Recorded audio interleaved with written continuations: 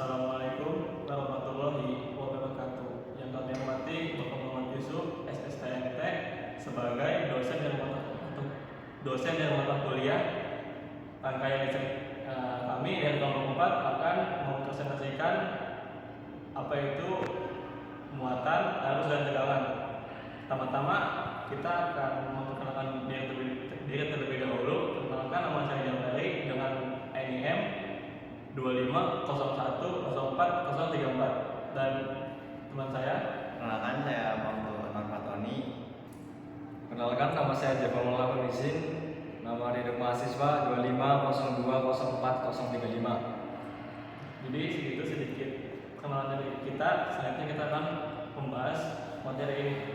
Jelaskan bagaimana arus listrik itu kontak tentang manusia dengan listrik. Lanjut, pengembangan listrik modern itu dimulai sekitar pada abad ke-17.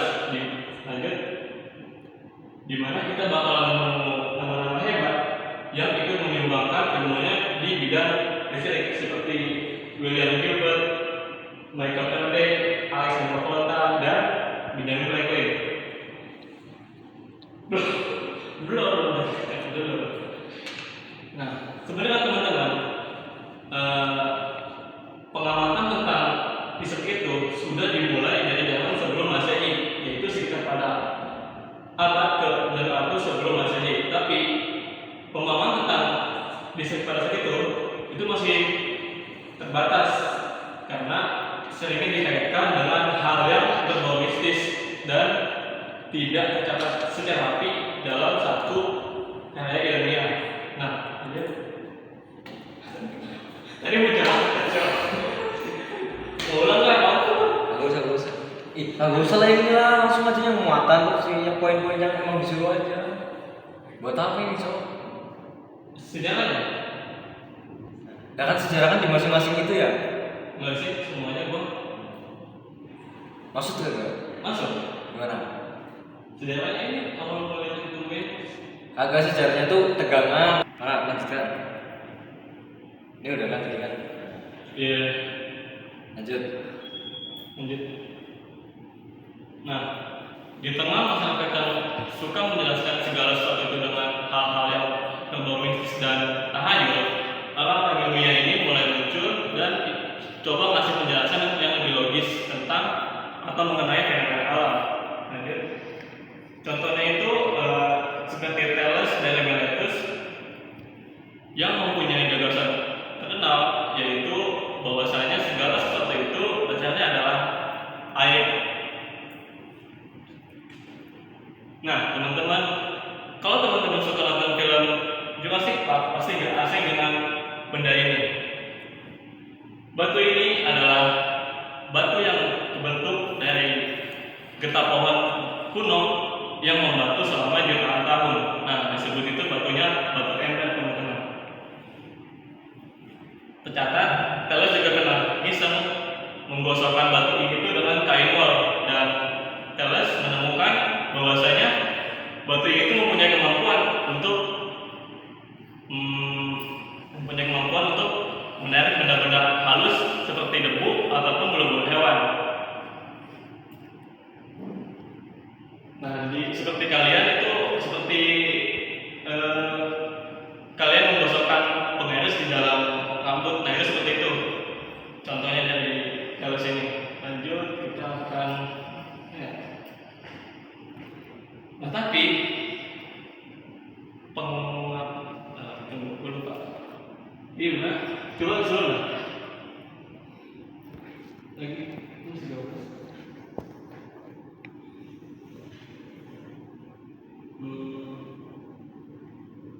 Iya.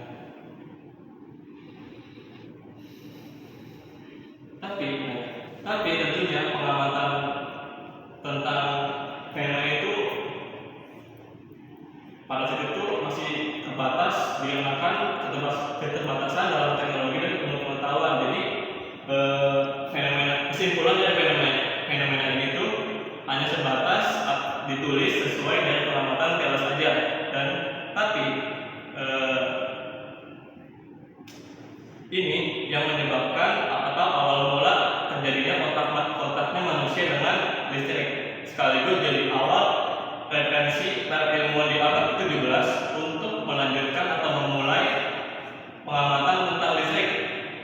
sampailah pada era yang ditemukannya besaran dan satuan. Nah, besaran dan satuan pada itu ditemukan seperti arus itu satuannya ampere, dan muatan satuannya itu adalah coulomb dan sebagainya. Dan prakteknya batu amet itu dalam bahasa Yunani disebut elektron. Jadi elektron itu asal usulnya dari batu ini dalam bahasa Yunani. Lanjut. Nah, karena manusia adalah makhluk yang suka ngide, mereka cari cara bagaimana sih untuk menyimpan listrik ini atau muatan listrik ini sampailah pada tahun sekitar 1745 ditemukannya karya ilmiah atau alat yang namanya Ledenjak ini. Nah, Ledenjak ini mempunyai kemampuan untuk menyimpan arus listrik, teman-teman. Yang pertama di dunia yang pernah dirancang oleh ilmuwan Peter van Mussenhoek.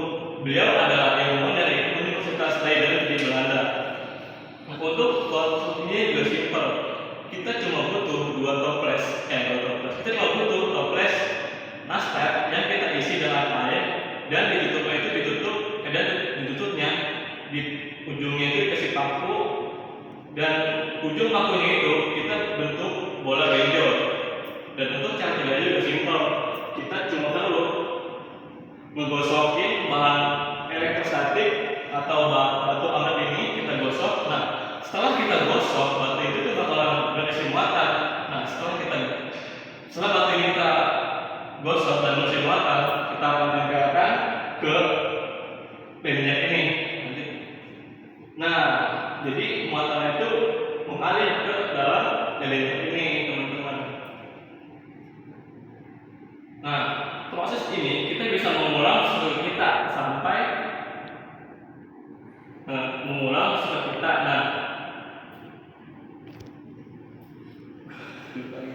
Nah, proses ini itu kita bisa mengulang struktur kita. Nah, semakin banyak pengulangan, maka semakin banyak juga muatan yang bakal terisi ke ledenjak ini. Jadi gitu. Next. Nah, seperti ini. Jadi muatan itu muatan terpindah dari batu ke dalam sini. Next. Nah, teman-teman bisa lihat atau bisa saksikan eksperimen dari pinjaman ini.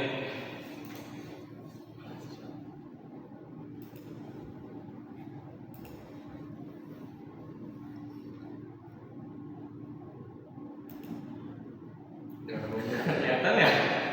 Udah berapa menit? Maksimal 24. Iya kan? Iya. Baru 7 menit.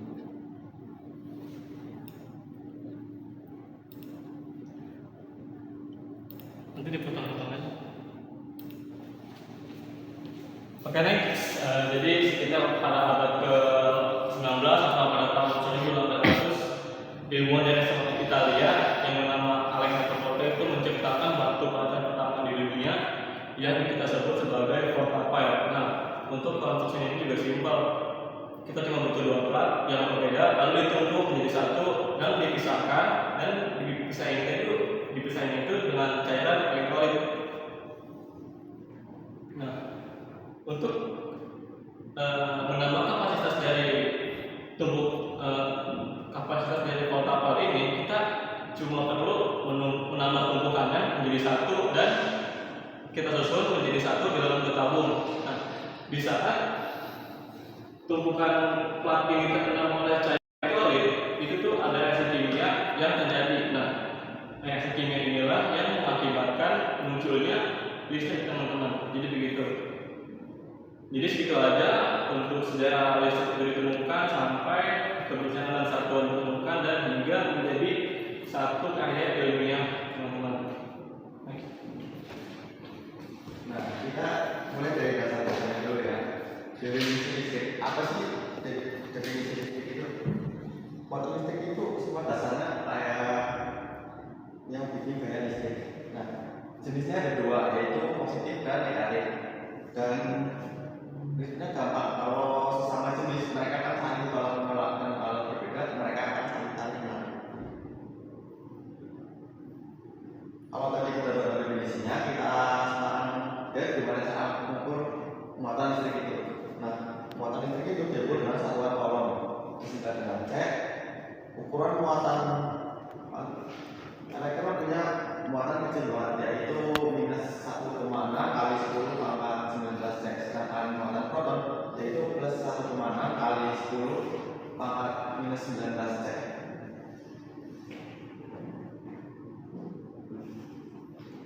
Nah, tapi cara kalau kita ngomongin satu kolom aja itu setara dengan muatan 6,25 kali 10 pangkat 18 elektron. Jadi sebenarnya jumlah muatan itu sangat besar sekali kalau ditemukan.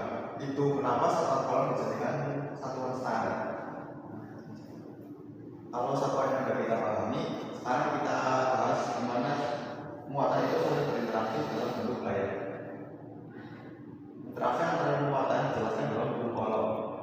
Hukum ini bilang gaya tarik atau tolak antara dua muatan berbanding lurus dengan besar muatan dan berbanding terbalik dengan kuadrat cara perumusannya. Rumusnya seperti ini.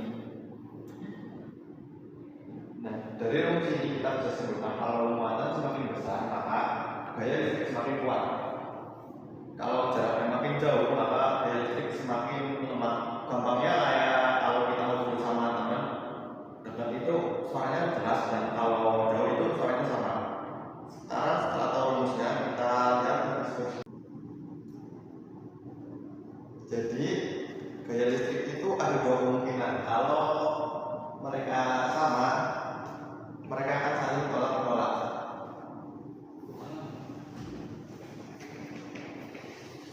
Dan kalau mereka berbeda, mereka akan saling tarik menarik. Jadi contoh gampangnya kayak magnet, kalau mereka bentuknya sama, mereka akan saling tolak menolak, dan kalau bentuknya berbeda, mereka akan saling tarik menarik. Nah, Orang ada. Serius ada. serius. Udah tutup. Mungkin apa lagi? Jadi dari keempat slide ini kita bisa simpulkan muatan listrik itu dasar dari semua fenomena kelistrikan. Ada satuannya diukur dalam kolom, interaksi antar muatan dalam kolom dijelaskan lewat hukum kolom, dan gaya listrik itu bisa tarik dan tolak. Oke, lanjut kita akan membahas definisi air listrik. Sebelum saya membahas definisi apa itu air listrik, teman-teman kudu paham namanya muatan listrik, teman-teman. Jadi apa sih muatan itu? Muatan adalah satuan partikel terkecil dan kita sebut sebagai atom. Nah, atom ini itu ada kecilannya lagi, seperti neutron yang sifat netral, proton yang positif, elektron yang bermuatan negatif. Setelah teman-teman tahu apa itu muatan, langkah selanjutnya yang teman-teman perlu ketahui itu adalah jenis listrik, teman-teman. Dalam listrik itu terdapat dua jenis. Pertama, listrik statis dan dinamis. Apa sih bang bedanya? Bedanya itu adalah kalau listrik statis itu adalah muatannya diam atau sementara, sedangkan di listrik dinamis itu sebaliknya, muatannya itu bergerak atau berpindah atau mengalir lah gitu dari satu titik ke titik yang lain.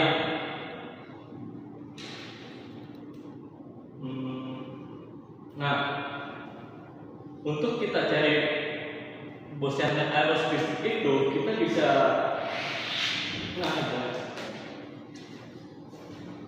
untuk mencari bosannya arus listrik itu disimbolkan dengan rho I, teman-teman, yang mendefinisikan bahwa adanya pergerakan muatan di setiap waktunya, dan kita simbolkan atau kita rumuskan itu seperti I dibagi T.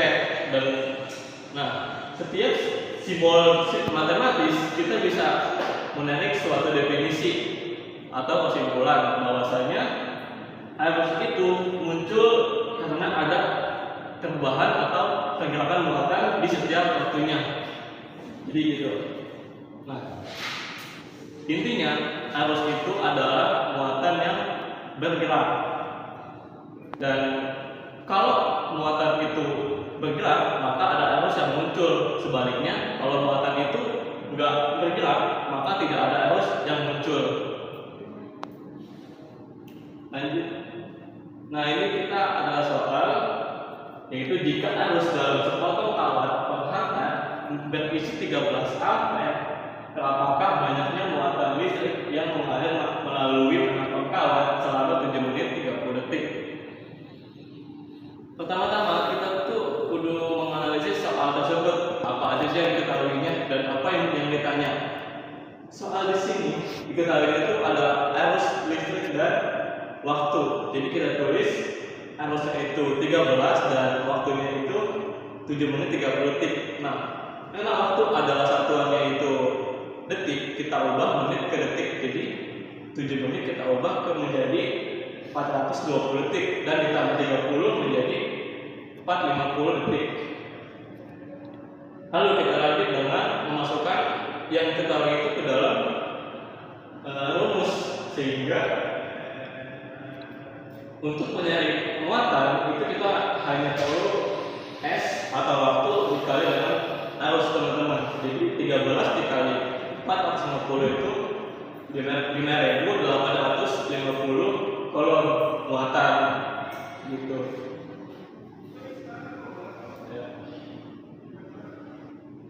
Nah, teman-teman, dalam rangkaian arus listrik itu bergerak dari energi positif ke negatif atau potensial tinggi ke rendah.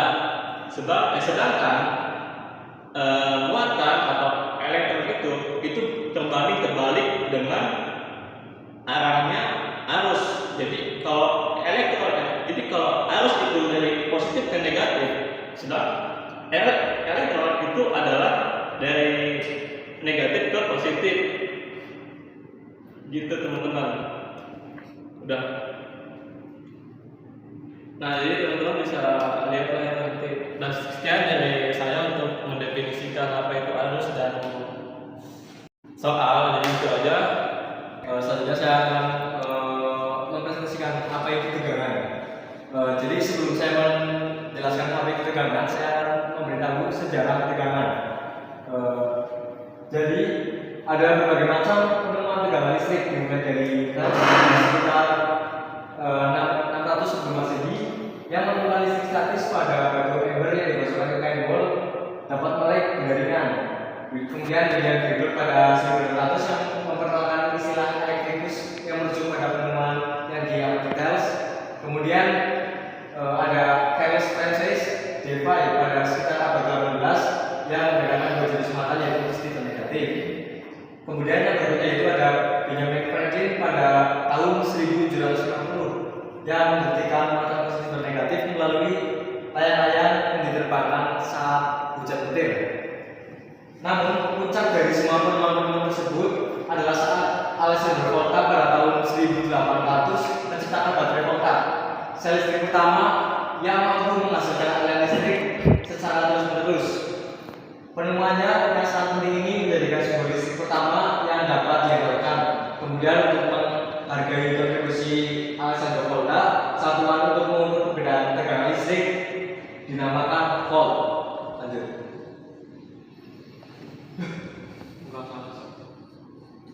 Ya, kemudian untuk definisi tegangan listrik yaitu tegangan adalah tekanan dari sumber daya listrik yang mendorong elektron bermuatan arus melalui loop penghantar yang memungkinkan elektron tersebut melakukan pekerjaan seperti menyalakan lampu. Singkatnya, tegangan sama dengan tekanan dan diukur dalam volt. Lanjut. Kemudian untuk satuan tegangan listrik, yaitu volt, yaitu satuan turunan di dalam standar internasional untuk mengukur perbedaan tegangan listrik. Rumus dari tegangan listrik yaitu V sama dengan I kali R, dengan V adalah perbedaan potensial pada kedua ujung rangkaian, satuannya volt. Kemudian I adalah arus yang mengalir pada suatu rangkaian dan satuannya adalah ampere. Kemudian R adalah besaran hambatan dalam suatu rangkaian dengan satuannya yang yaitu ohm. Kemudian berikutnya adalah permasalahan dan solusi. Permasalahan umum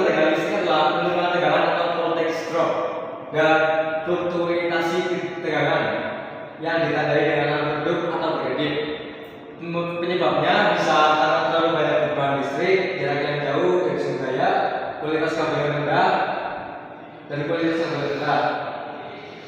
Masalah pada jenis gangguan pada jaringan listrik PLN atau gangguan eksternal pada sistem listrik. Kemudian untuk solusinya yaitu dengan menggunakan stabilizer dan menghindari beban berlebihan. Kemudian berikutnya ada animasi yang menjelaskan apa itu tegangan. Bagi yang belum masuk apa itu tegangan. Jadi tegangan kalau kita umpamakan pada pompa air, jadi tegangan itu ada di sini. Ya. Kemudian air yang mengalir merupakan arus dan kemudian air akan keluar menjadi digunakan untuk menggerakkan turbin. Nah, tekanan pompa ini merupakan tegangan listrik itu. Jadi semakin besar tegangan, semakin kencang arus dan semakin kencang juga putaran kincir atau dalam listriknya mungkin semakin besar tegangan, semakin kencang arus, kemudian semakin kencang juga kincir atau gaya yang dihasilkan seperti itu. Lanjut. Ya, kemudian untuk sumber data referensi yang saya ambil itu ada di sini, bisa dilihat sendiri jika ingin memperdalam. Mungkin cukup sekian dari saya. Kurang lebihnya mohon maaf. Wassalamualaikum warahmatullahi wabarakatuh. Dari kami untuk mempresentasikan apa itu muatan